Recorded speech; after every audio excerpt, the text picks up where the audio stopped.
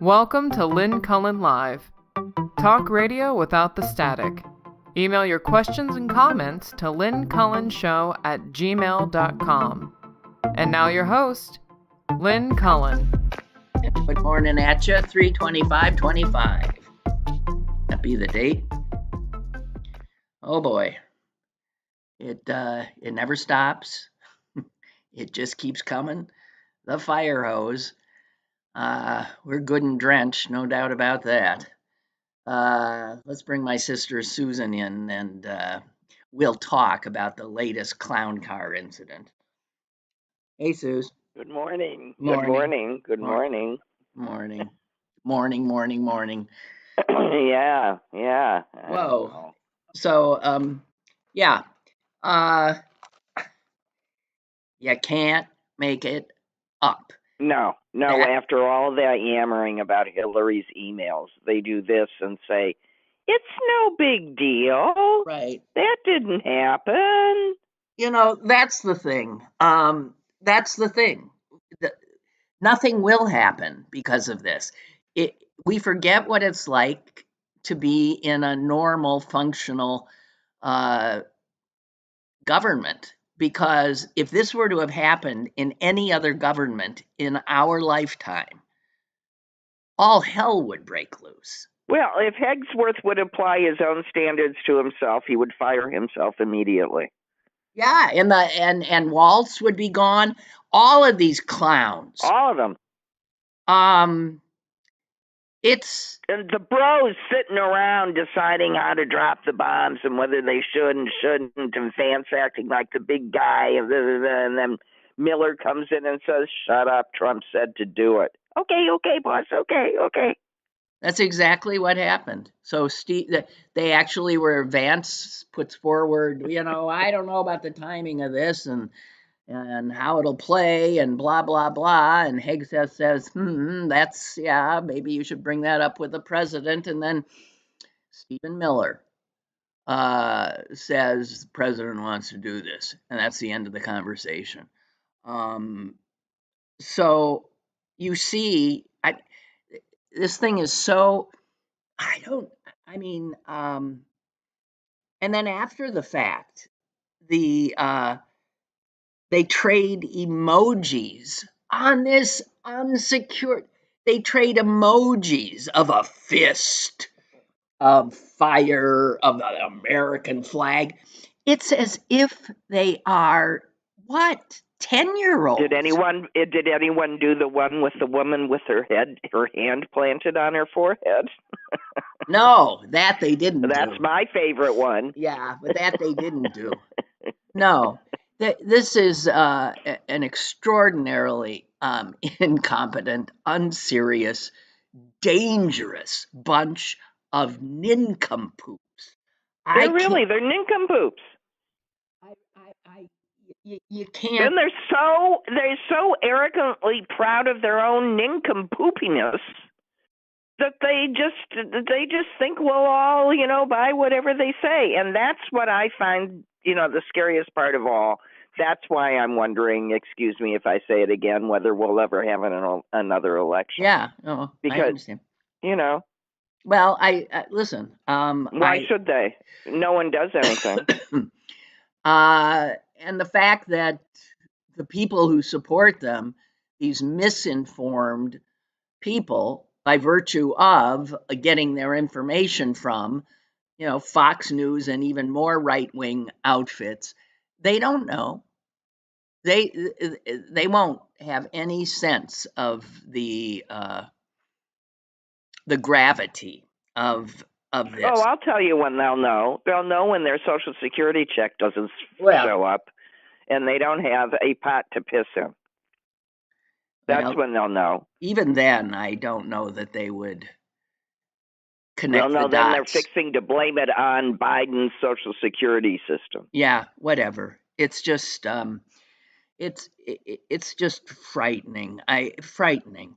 The fact that this happened, and I saw that one Democrat said there should be an immediate investigation by the FBI. And I forget who that Democrat was, but somebody tell that Democrat to wake up. The FBI is in the hands of these people, Kash Patel and Dan fucking Bongino or something. They're going Yeah, to do an investigation. Pam oh no, Bondi's for going to do $20 they'll put you on the next text. It's un-effing believable. So they will do nothing. They will wait this out, and it'll go away with the next whatever expulsion of crap is coming our way. My God, the Secretary of Defense sent on an unsecured line the operational details of an impending military attack. And the the fact that they did that this time means they've been operating this way all the time, just not all the time having invited Jefferey a Goldberg journalist online, right? Yeah. So this is the way they've been operating, which means that all of the governments that wish us ill have probably been listening in as well, because that is one of the. So we have no security anymore of the most basic kind. And the fact that they were literally breaking the law in so many ways, the major law being the Espionage Act, which is a pretty important law. And if you are like a uniformed member of the military and you get charged with a violation of the Espionage Act, well, kiss your career goodbye. You'll be court-martialed. It is serious business. You'll be in jail. They obviously violated the Espionage Act. Clear violation. And nothing is going to happen because they own every investigatory agency, they own every judicial agency, and we as a country are just fucked. Can we sue for incompetence? No, obviously not. And I'll tell you something. How the hell Jefferey Goldberg, the Atlantic editor, got the invitation to join this group, the Secretary of Defense, the head of National Security, the Secretary of State. How he ends up on there is a question that is exceedingly intriguing. Again, it was someone's aide. I can't remember whose. But someone's aide added. I mean, at least that's who they are picking to take the blame. No, you cannot trust this at all. No. He originally got the invite from the national security head, Walls, right? So okay. So the fact that he gets this invitation, and he's a bright guy, and he assumes, because we all are still living in the reality-based world, he assumes this is some hoax, somebody playing at being these people and trying to somehow, hook him into embarrassing himself. And he thought that up until the last minute. It was only his curiosity that kept him for days engaged in this group chat, because he couldn't believe that they would be so insanely irresponsible. So reckless, stupid, you come up with it. That's what they were. If there was in this whole group of people who were in this chat, if there was one person who you could argue was responsible, and a patriot, it's the person who was there by accident, Jefferey Goldberg. He's the only one who acted responsibly. And he acted responsibly in reporting it, and reporting it very carefully, because a ton of stuff that he saw and heard did not make it into his report, because he, unlike them, is a serious, patriotic American. It's unbelievable. And, watch out. Watch what happens with him now. He'll be targeted. They didn't like him to start with. The Atlantic does incredible work. And he'll be targeted now. It was brave of him to write the piece. And it was courageous. It was patriotic in these times. It's unbelievable. And the thing is, every time I say it's unbelievable, I think, no, it's not. No, it's another in a long list of things that were unbelievable. So we've got to stop finding this stuff unbelievable. Yeah. No. And stop sitting around sort of awestruck and do something. We've got to rise up. I mean, we've got to rise up. Clearly, there's no leader from the top. We've got to rise up. Debbie writes, I had a thought while I was reading the report. Why are we learning about this yesterday when it happened 2 weeks ago?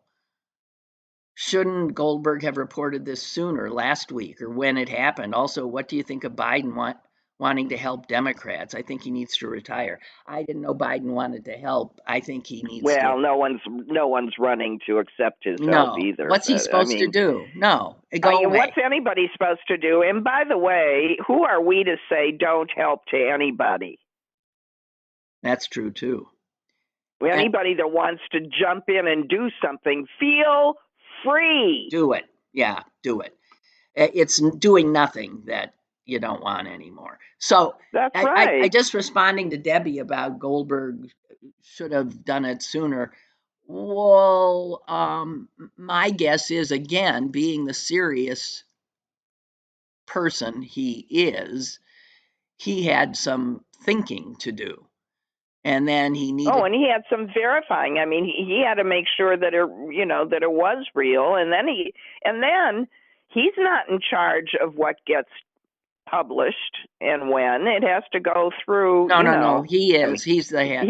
He's the top he's dog. The head. Well, it still has to. No, but he obviously. And what difference? I'm curious though. What difference would it make if we found this out after 2 days after the strikes in Yemen? What difference? It doesn't make any difference. And they do have to seek legal. They got this. Life ain't so easy anymore. If you don't think they aren't talking to lawyers and everything else, and getting security in place before they do stuff like this. I mean, really.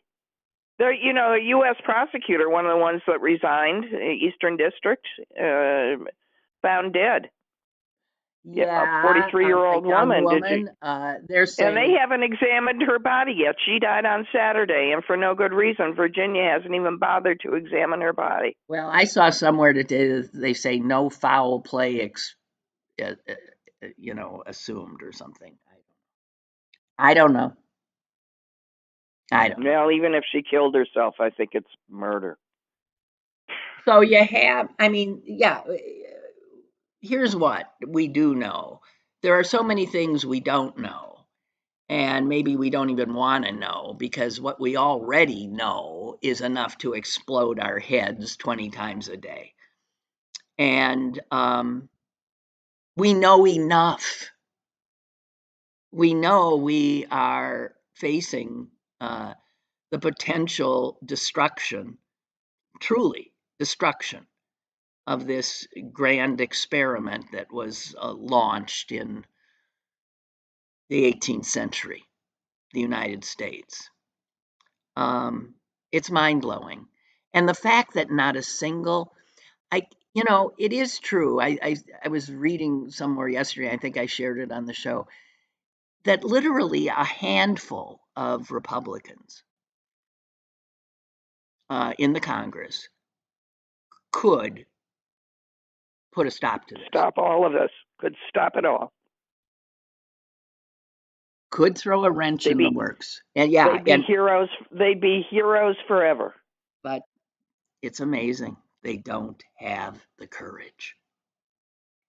Well, which is why it can't be about being primaried. I'm sorry. No, I don't think it is. It's far more dire than that. These people are afraid for their lives and their families' lives. That's right. But, if they had to know that going in, you don't want to be afraid for your life, don't run.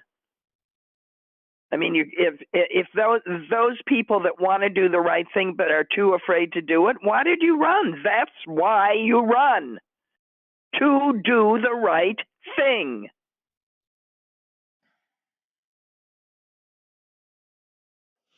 Well, so I don't, I don't buy it. I just assume that they are all in fact supporters. Yeah. Well, they are. I mean, they are. They but are. I mean, I don't in want as much any as they're not doing.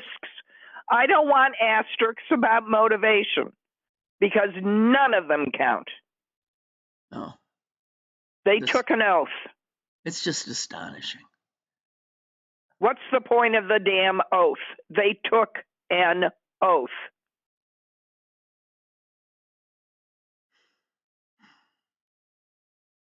Well, God, sorry. It's mind blowing. Making myself choke. Sorry. I know. Well, listen. It's like I'm making you choke. Yeah. Well, no, I've been. I have this cough that I'm going to have for a few months. They say so. It's whatever. I'm just. Okay. It's almost like you don't want to, keep talking, but we do have to. It's no time to. We have to, because if we don't keep talking, yeah, and if we stop paying attention because it hurts too much, yeah, well then just go lie down in the middle of the road. It's the same thing. Yeah, it's what they want. It's what they want. It's and what you can't they're give it to hoping them. for. It's the point. Yeah, but I can even see that a whole bunch of people that used to listen to us aren't here anymore because they don't want to hear it. They can't. It's not that they're unaware, but it's too painful or whatever. They're trying to preserve their own mental health. And I know, I totally understand it. But it's not. I mean, you can change how much you put in front of you. Like, if you used to have the news on all day, don't. But scan those headlines. Keep yourself up to date. Don't get inured to the horror, and remind yourself that your families have to live through this. Your children and your grandchildren have to live through this. We should be rather motivated to help fix it, not to preserve ourselves. I mean, the biggest reason that I have to keep on with this is because, this is a mess I don't want left to my children and my grandchildren. Screw leaving them money. Don't leave them this. Exactly right. And it's why us old folks have got to be on the front lines. It's what we need to be. We should be. And no time for bailing out. God knows.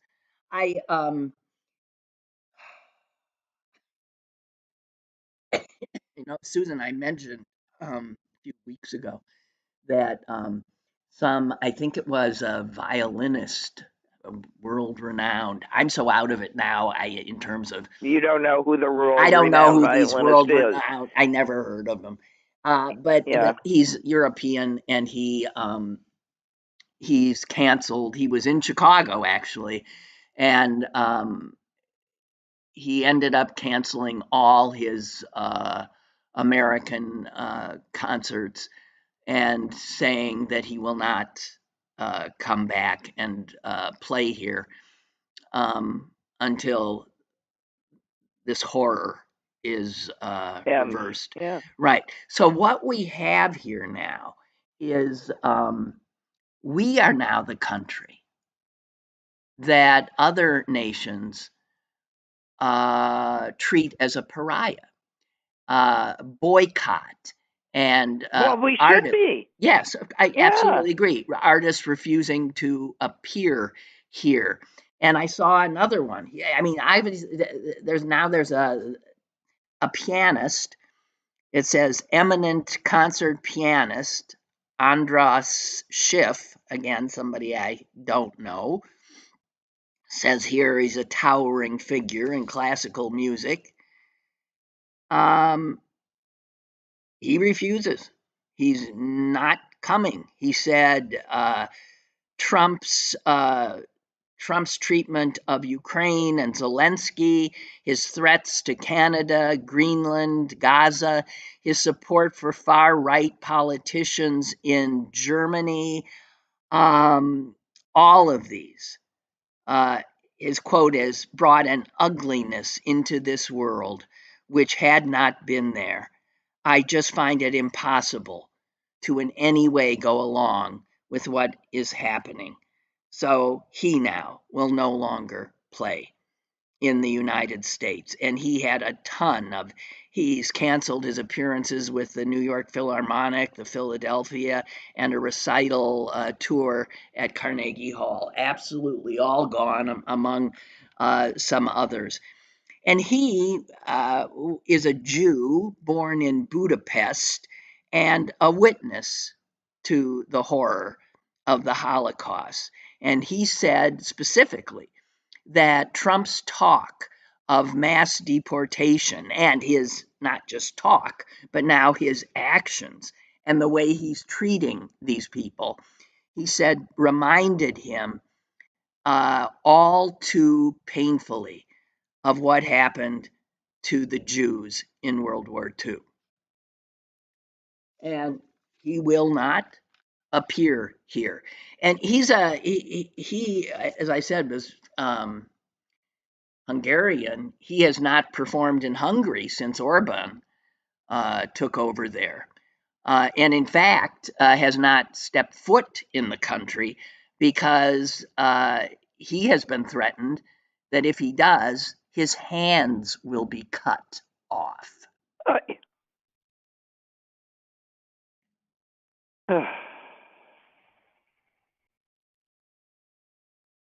Yeah.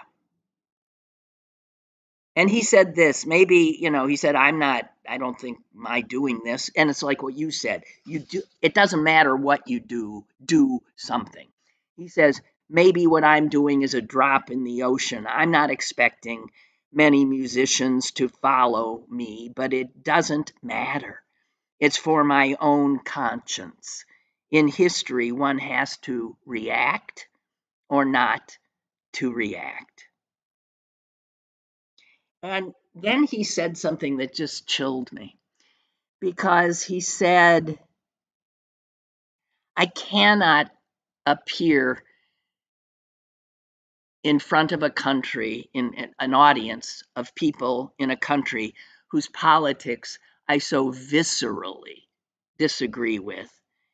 And then this is what he said, quote, the general election shows that a substantial part of Americans support these views and actions. So he doesn't let he doesn't want to perform for that audience. Americans. And Yes. and you can say, but I didn't, it isn't me, and it doesn't matter. Yeah, well, join all those federal workers, all those lazy federal underperforming workers. Yeah. Not me. Yeah. So, I mean, the besmirching of our standing in the world, our reputation. Oh my God. Oh my God. Susan, by the way, one of our chat people is saying that the prosecutor you referred to, the dead one, had a long-term illness. So Oh, I don't want okay. to go there. Okay. All right. Well, it's just Okay. won't go there. A few other things.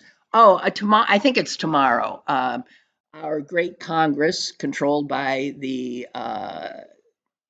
the traitor party, the Republicans, is holding some kind of congressional hearing, and this one chaired by Congress person Marjorie Taylor Greene. She really try and get that name out. She chokes, literally choking Lynn. Yeah. So NPR, the head of NPR and the head of PBS have been called to appear. And what this is they will be, she's going to attempt to do to them what happened to those university presidents. And they, if any of you are people who take in your local public television or radio output, don't expect it to be there in the near future or in its current form, because Republicans have been trying for years to stop all federal funding of them, and they'll do it now.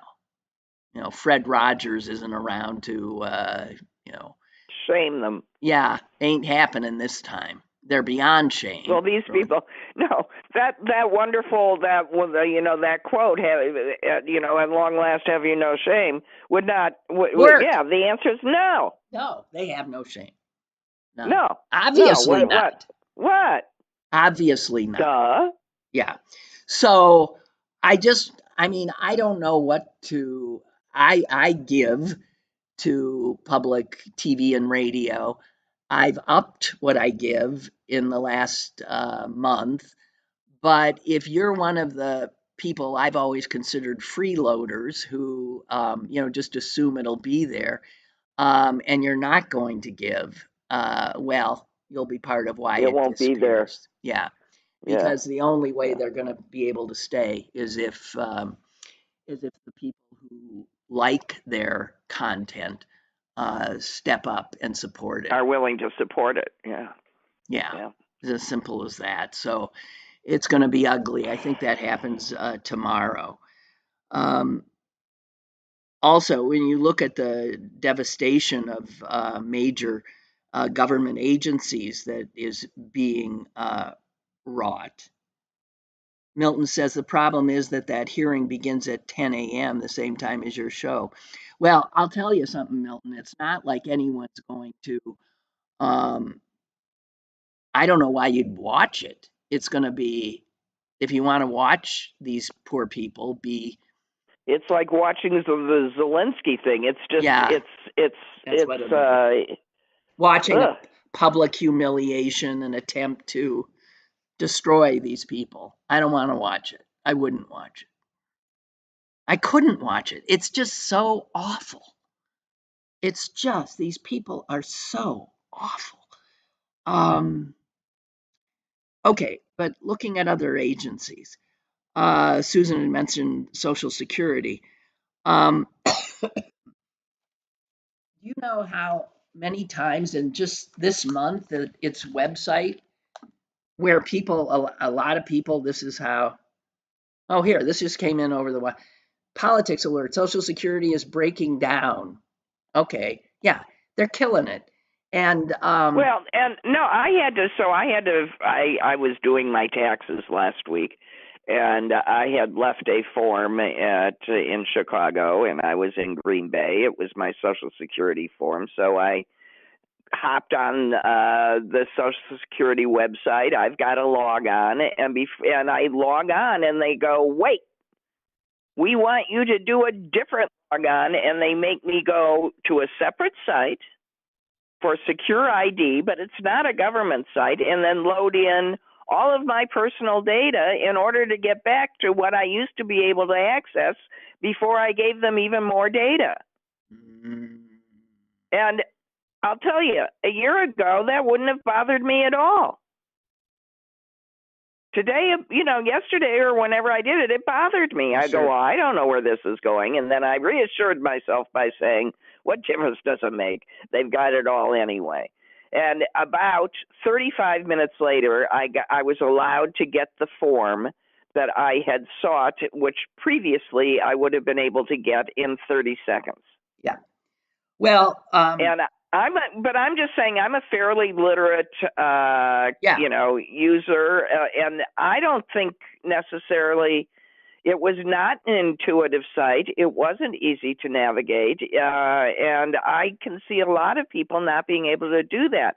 If you can't do that, then your next best option is to go to your local security office. No, to get the form, you'd have to go to the local Social Security office, which they are closing. So this wonderful website that Susan went on also crashed 4 times in 10 days in this month thus far, with millions of people trying to log in to their online accounts. The servers are totally overloaded now.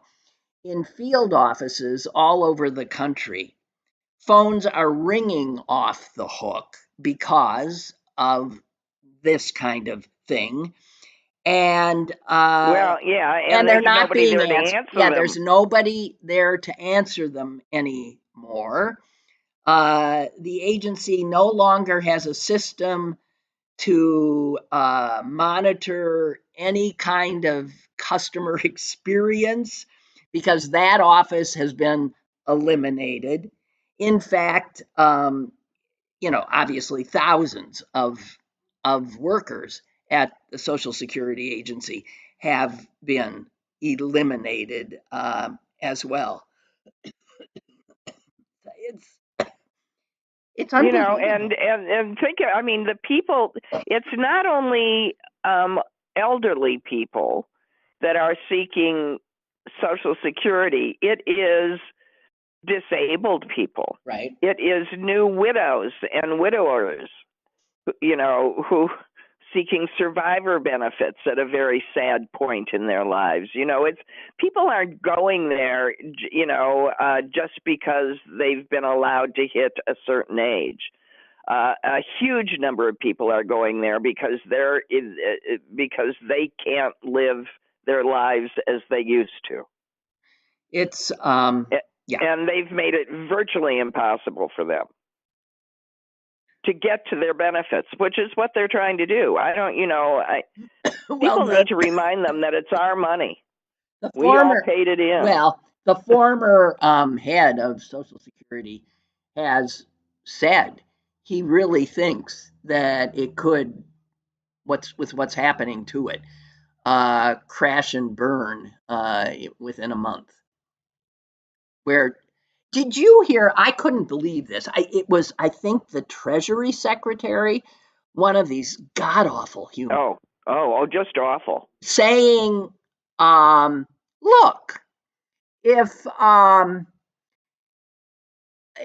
my mother gets a Social Security check, and let's say her Social Security check was delayed because they're assuming that this is going to happen. Let's say her check was delayed. She'd assume it'll come. There's no big deal, no reason to get all upset.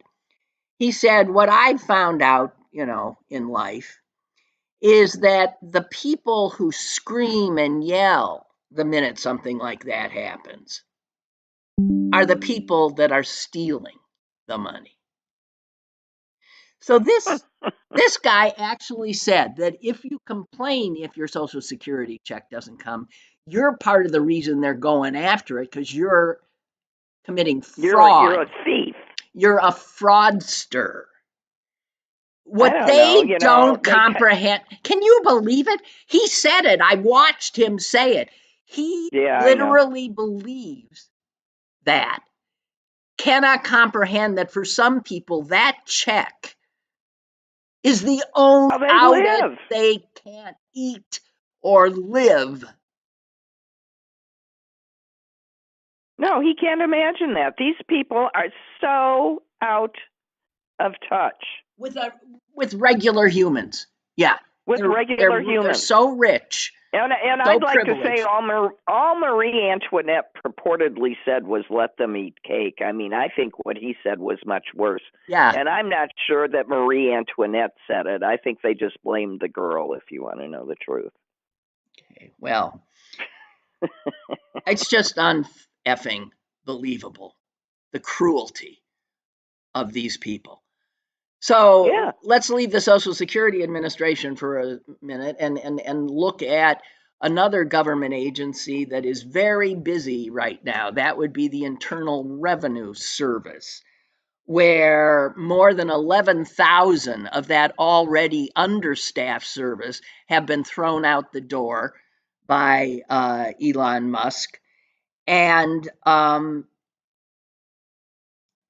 they have already dropped investigations of a lot of big corporations and rich folk because they don't have the resources to continue these investigations, which is part, of course, of what is the reason for Right. Well, dismantling. they'll just keep going after little people That's because right. that's cheaper. Big That's people are expensive. Yeah. Two of the agency's commissioners have resigned. The head of compliance stepped down on Friday. They publish weekly reports about how much is coming in during tax season. It is way down this tax season from last year. Well, one has to wonder why anybody would pay their taxes. Well, why are we funding this? Well, a lot of Why people are are not. Senior tax officials, it says here, are bracing for a sharp drop in revenue this spring as an increasing number of individuals and businesses spurn filing their taxes. They're predicting a decrease of more than 10% in tax receipts by the and you know what that amounts to? $500 billion. Yeah, it's not chicken feed. That would amount to more than $500 billion in lost revenue. $500 billion. Because the IRS collected over $5 trillion last year.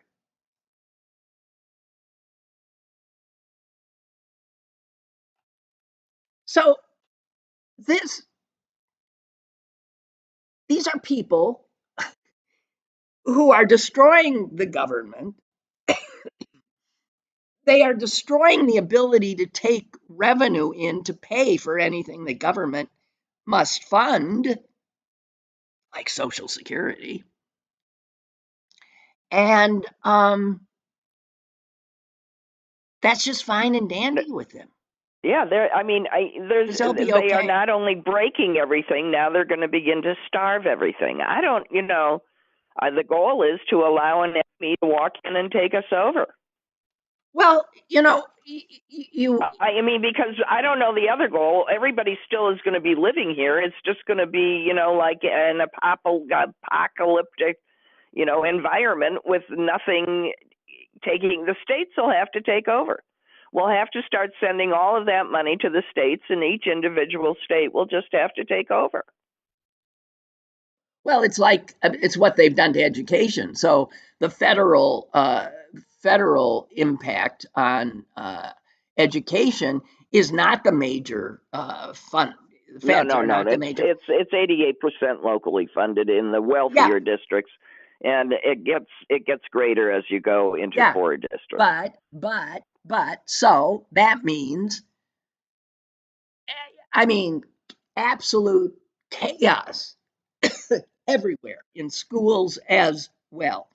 Yeah, These sons of bitches. And you know where they're so they won't. This is also, they can give more tax breaks to their rich billionaires. buddies, They're gonna and they they're take the gonna money from the poor. You take the money from Right. the poor people. You take the money from the needy. You take it from children. You take it from the elderly. But here's the thing. I was just reading this morning that suddenly there's a bipartisan, acknowledgement that this country needs to do more for its children. Now, how can they have that feeling and when they're doing this? Even if they want, Congress can decide to spend whatever money it wants wherever, but the administration has no intention of doing what Congress says. And until Congress, does something about that, we have to dissolve and become 50 individual countries. Maybe we can be a federation or something. Well, we can't. We aren't united. We'll have to keep our money. So people are hungry, and they're going to be hungrier. And do you see what they did the other day? What? Which? The government, the feds.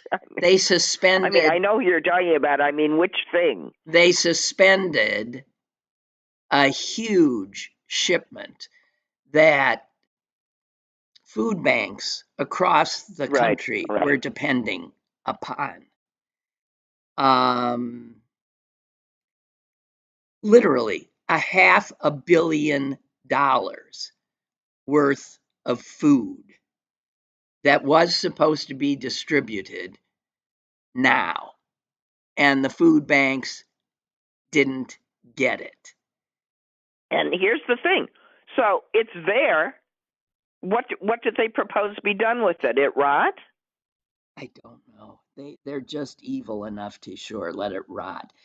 One woman who works with a food bank says this is the first time in history of food banking that I'm aware of that we have seen record low unemployment and yet record high demand at our food banks. So any circumstance that would cause even a modest increase in demand will result in a food crisis. They're also looking to cut SNAP, Supplemental Nutritional Assistance Program, which, they call food stamps, which are used by 45 million Americans. A lot of young families. And fraudsters. A lot of young working families. Yeah. No, they're thieves and fraudsters. The same people that don't want to pay a minimum wage and make people have 3 jobs and they're still on food stamps call these people, it's just, this is trickle down, guys. This is trickle down. And they do mean trickle. Yeah. And meanwhile, speaking of food, the Food and Drug Administration has put a hold on tracing pathogens on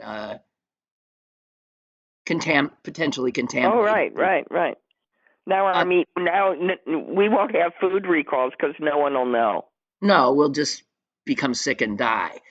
It was part of a landmark food safety bill that was passed in 2011. And Trump delayed for more than 2.5 years a requirement that food companies and grocers rapidly trace any contaminated food through the supply chain and get it off the shelves. Why would you pull something like that? They've already cut a bunch of inspectors that they've cut scientists who do routine tests to detect possible, pathogens in the food we eat. The thing they've stopped was a bipartisan rule. Because who wouldn't want? Yeah, who doesn't want a safe food supply? Yeah, who doesn't want a safe food supply? I mean, they're eating the same food we're eating. I mean, at some point, there's self-interest here for them. I don't get it. I don't get it either. All right. I sure can understand why no one's listening. I know, but what are we? Okay, so is there something happy to talk about? No. I'm serious. No. I mean, There isn't. I mean, I learned that I've been having a very stiff neck lately, and it's right at the corner of my skull at the back, above my neck, and it keeps me from turning my head, and it hurts like crazy. And it got worse after I drove back from Green Bay. Did I tell you this? I happened upon a car accident. no. It obviously had just happened to me, and before I knew it, there were two cars to the left of me and a car to the right of me, and a huge debris field that I had to sort of drive around, which I did. It pulled immediately over because there was no help here yet, and it looked extremely serious to me. And I was conveniently at a mile marker, so I just picked up 911 and called the accident in and told them to send ambulances because I had seen evidence that it was needed. We'll just put it that way. And I tried to work out the next morning, and I felt really weak, which didn't make any sense to me because I'd had a good night's sleep. My daughter, told my daughter about this. She informs me that in certain, she's into holistic medicines because she's allergic to everything. And she said that's where you're pointing to as the source of your pain is where trauma is held. Mm.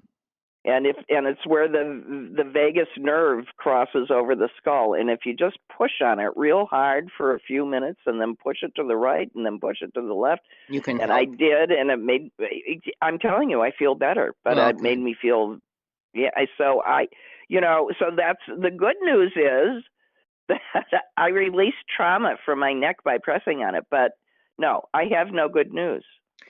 But wait a minute. I did save some wait lives. a minute. What happened to the accident scene? I looked it up the next day, and it was one person airlifted to Madison. It was right at Sheboygan, and two people with non-life-threatening injuries. But it was a bad accident. Oh, and the highway was closed for 4 hours. I wouldn't have gotten to Chicago. Had I not driven through the debris field, and then it was closed. So yeah, that was freaky. But I thought I was okay. But your body knows, is what I'm saying. Apparently, I had a trauma response, which makes sense. Well, yeah. No, our bodies hold.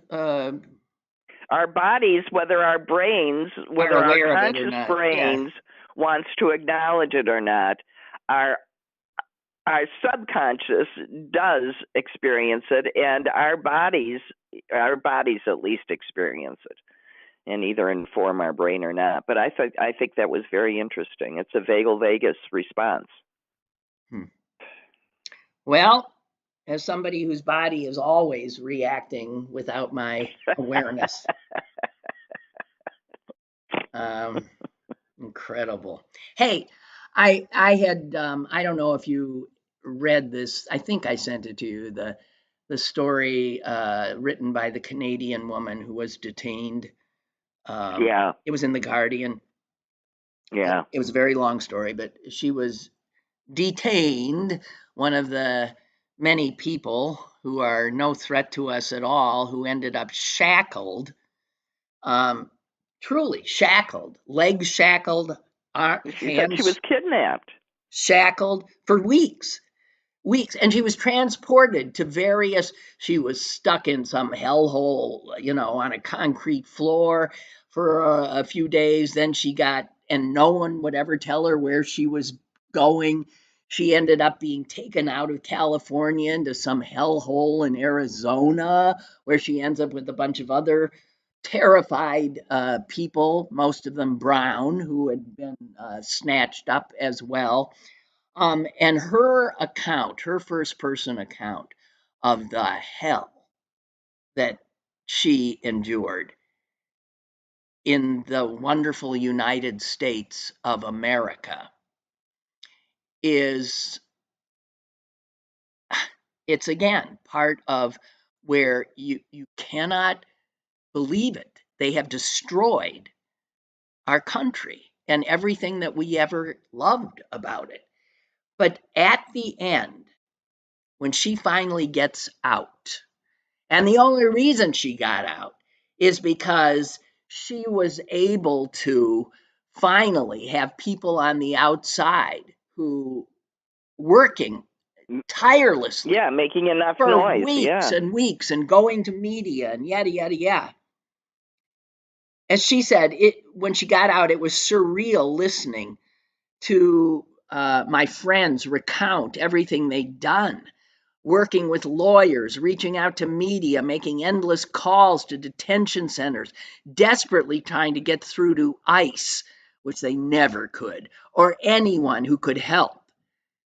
They said the entire system felt rigged, designed to make it nearly impossible for anyone to get out. And then she says this, and this, whoa, the reality became clear. ICE detention, you get caught up with ICE. It isn't just a bureaucratic nightmare. It's a business. She says these facilities, the ones she got stuck in, these hellholes, and they were hellholes, are privately owned and run for profit. You want to know where your tax dollars are going? They're going to these for-profit private jails. Right. Yeah, and they want the bodies. They don't want to let the bodies go because they're valuable. Right. And she says she named some of the companies. One's called Core Civic. Another is GEO Group. They get gazillions of our tax dollars, and they get them based on a per capita basis, the number of people they detained. So remember that Pennsylvania judge that had that racket of selling kids to your prison system? Yes. Yeah. So this isn't a new story. Yeah. So these businesses have huge lobbying groups, and they are behind the lobbying for a lot of the stricter immigration policies, because for them it is really lucrative business. Core Civic made over $500 million from ICE in a single year. GEO made more, $763 million in a single year from ICE contracts. The more people they detain and hold as long as they can, the more money they make.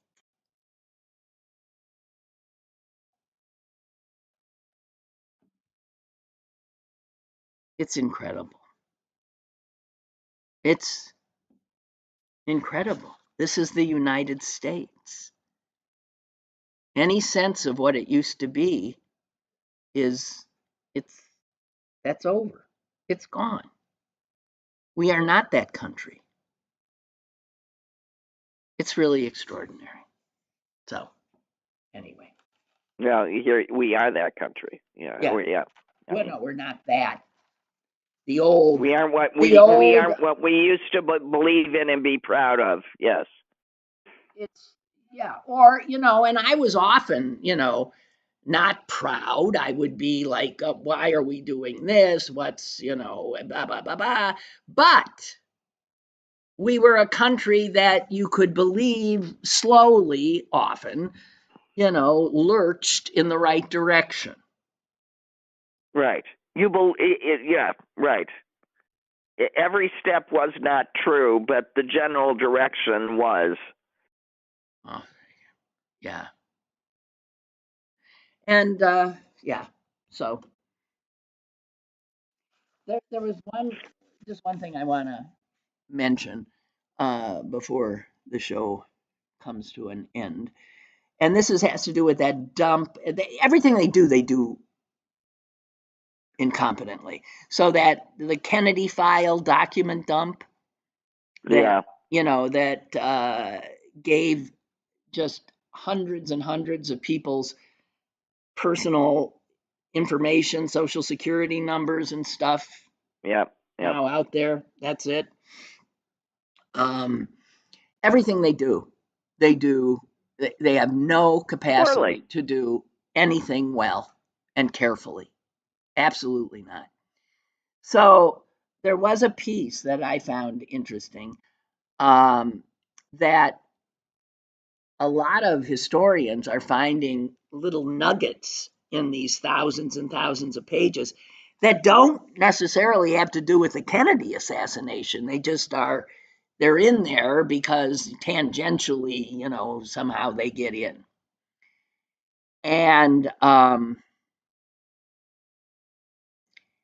one is that in 1973, someone over at the CIA, at the request of the director, who was then William Colby,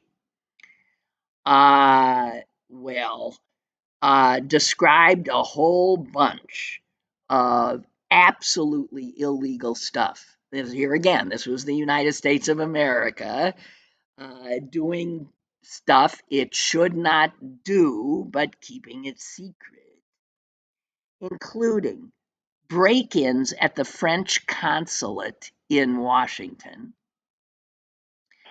planned paramilitary attacks on Chinese nuclear facilities, injections of a so-called contaminating agent in Cuban sugar bound for the Soviet Union. And then this was all in a 7-page memo. And then, with an offhand aside to the agency's former director, John McCone, it said this. This is from these redacted files. Finally, and this will reflect my Middle Western Protestant upbringing, McCone, that's the former CIA director, McCone's dealings with the Vatican, including Pope John the 23rd and Pope Paul VI, would and could raise eyebrows in certain quarters. So this story is, what the the Vatican and the CIA, Pope John the 23rd and Paul VI. And this historian, the story says, this opens a door on a whole history of, I guess, collaboration between the Vatican and the CIA, which, would be explosive if we could find out more. Well, you can see why they were pulling that thread in the Kennedy investigation, though. Because he was Catholic? I don't know. Yeah, maybe. I don't know, but that's fascinating. Or they're looking for sources that they knew that this existed, and they're looking for alternative theories to assassination. Well, I'm just saying, the popes those two popes, that wonderful Pope John the 23rd and the not so wonderful Paul the 6th, that's just my opinions, had CIA contact. And they're whatever. Whatever. And also, just quickly, and then I'll stop. Also, the redacted files revealed efforts to the United States interfering in elections in, listen to this list. CIA interfered elections in Finland, Peru, and Somalia. These had been rumored but never documented before. There was also new information about CIA involvement in failed and successful coups in various countries, including Brazil, Haiti, and Guyana. That is the good old United States at work. No, we have plenty of protests about stuff like that. Yeah. So, Well, that's the reality of the world, I guess. Jesus H. But now, oh my God. Okay, so there you have it. Now, if you protest at a university, the administration wants your name and your nationality immediately. Yeah, and you'll be deported. Incredible. Okay, well, that's it. So you going to Green Bay today? No, I just got back to Chicago. Oh, what do I know? Okay. Yeah, well, I can't keep track of it.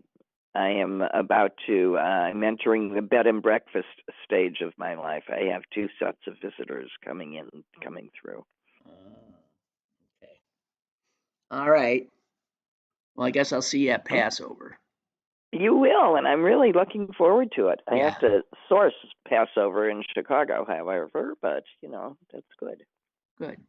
Okay.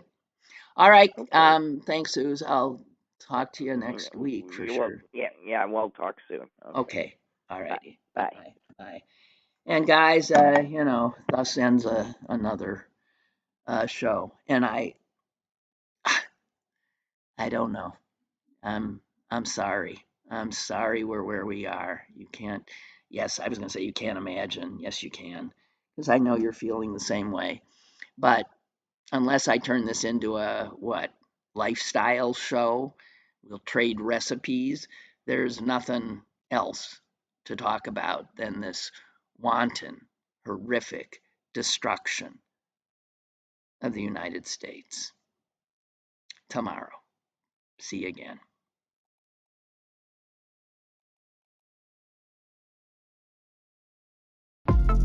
Lynn Cullen Live, Monday through Thursday from 10 a.m. to 11 a.m. and archived at pghcitypaper.com. The opinions expressed on Lynn Cullen Live are those of the host and do not necessarily reflect the viewpoints of Pittsburgh City Paper or its advertisers.